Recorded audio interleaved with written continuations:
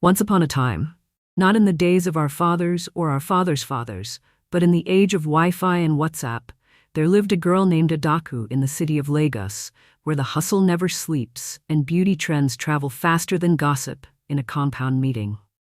Adaku was known across her estate not just for her charm, but for the confidence she wore like coral beads at a wedding. Her skin glowed like roasted plantain under market lights.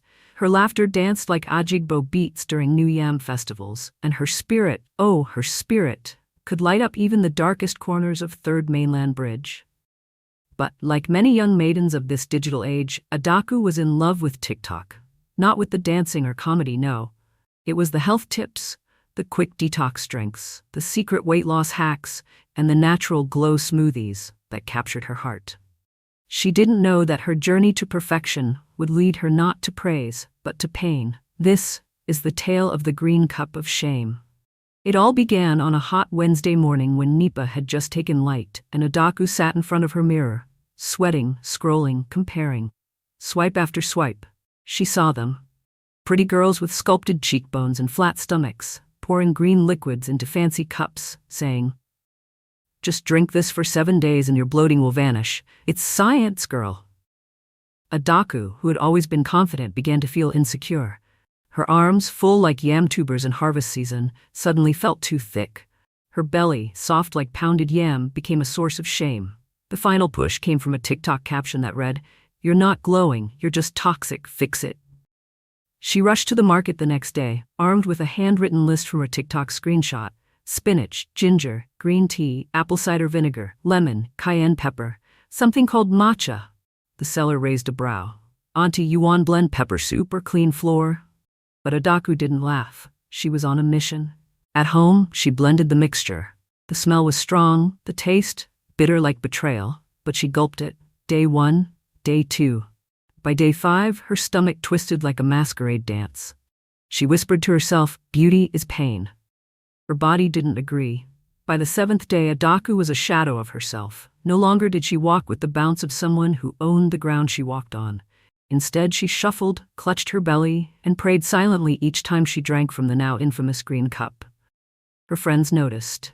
Nkem, her childhood friend, pulled her aside one evening. "Adu, you day okay? You look like you day war." Adaku forced a smile. "I'm detoxing, it's working."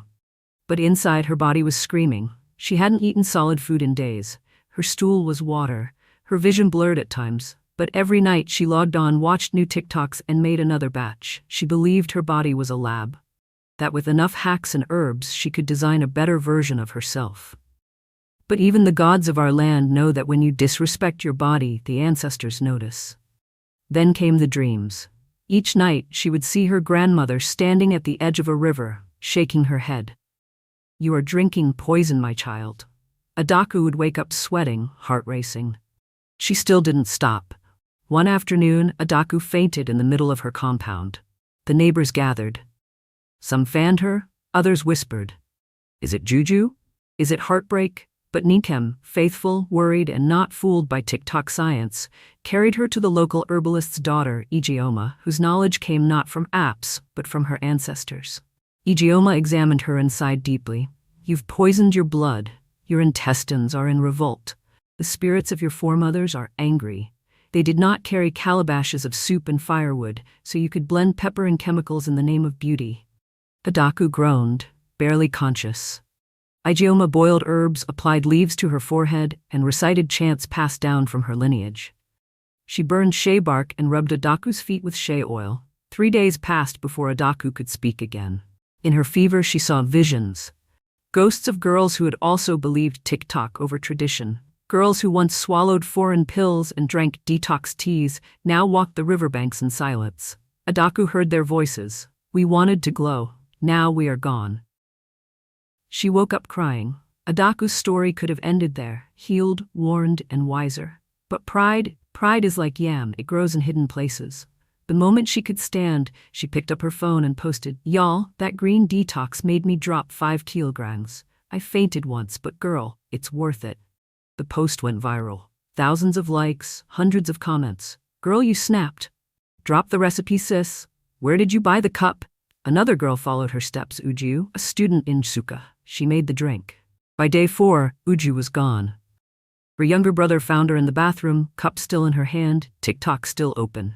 Uju's death made the news, but her family remained silent. Shame in our culture is like smoke, it finds its way into every hut. No one wanted to say she died chasing an algorithm. Adaku, now consumed by guilt, deleted her page, but the ghost of Uju visited her that night, whispering, "You drank it. I copied you. I'm here now." Adaku screamed into the night. In our land, there is a saying, "When the river changes color, ask the elders, not the clouds." TikTok is not the new god.